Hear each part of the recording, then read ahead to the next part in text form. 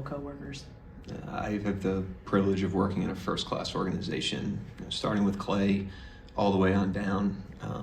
It's first class in every aspect. There's really nothing that isn't first rate with our team. That's not to say that we're better than anybody else, but certainly working here for as long as I have a great appreciation for that. And then we talk about our players like invisible work. There's a lot of like work that goes in that is unseen. There's a lot of invisible people that help you run a great operation from a business standpoint and from a basketball operations standpoint. And we have great people that are in the backdrop with their heads down, that have their fingerprints on the team and the success of the team, that don't necessarily get a lot of shine. So happy they're here. We're going to need them to be really, really loud tonight, in this place. Second row on the right. You saw how important was the home crowd in Oklahoma.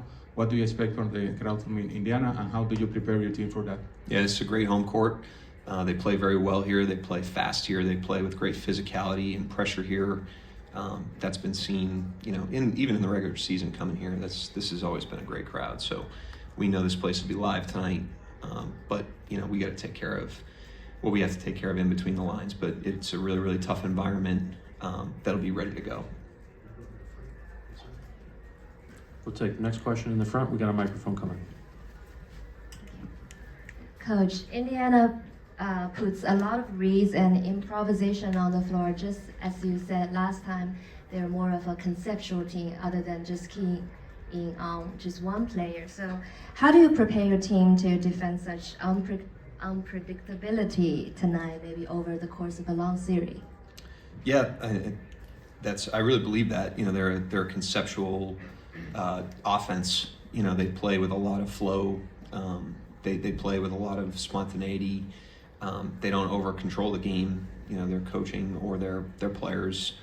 They just go out there and play, and so it requires a conceptual approach defensively. If you go out there and you're like, hey, we're just trying to stop this one player, they're going to get you somewhere else. So you kind of have to approach the game the way they do on that end of the floor, which is unique. It's one of the unique aspects of playing them. One of the hardest things about playing this team is how different so many things they do are from kind of the normal middle of the bell curve NBA. And it's why they're here. It's why they're successful. We have a lot of respect for them.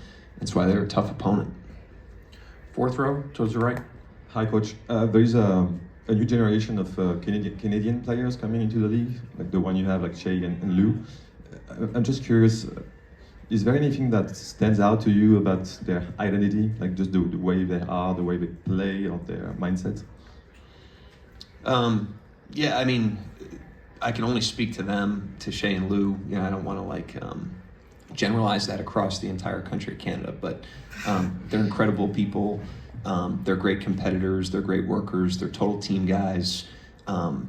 And they play for the front of the jersey, and even when they were playing for national team, they took a tremendous amount of pride in doing that. So I have great respect for them. Being around them, as long as I've had the privilege of being around them, I've only gained more respect as time's gone on. It's been a privilege to watch them grow as people and family men now, and certainly players and competitors, leaders. So I obviously can't say enough about those guys.